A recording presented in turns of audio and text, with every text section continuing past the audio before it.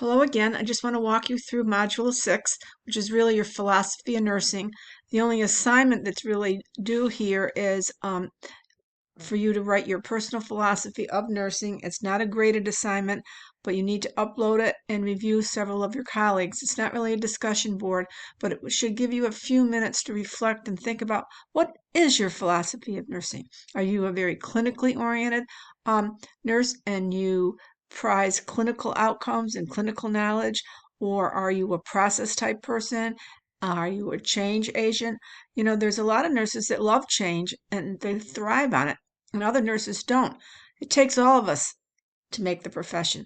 So give it some thought and write. And I would say keep it short, because when I did mine in graduate school, I kept it with me for, I think I still have it, but I kept it short. And sometimes when I'm in a perplexed position, I go back and look at it and it kind of grounds me again and helps me get through some difficult times.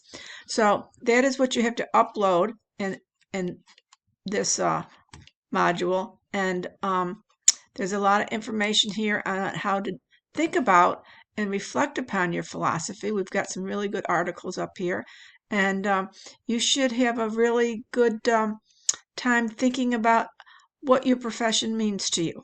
Thank you.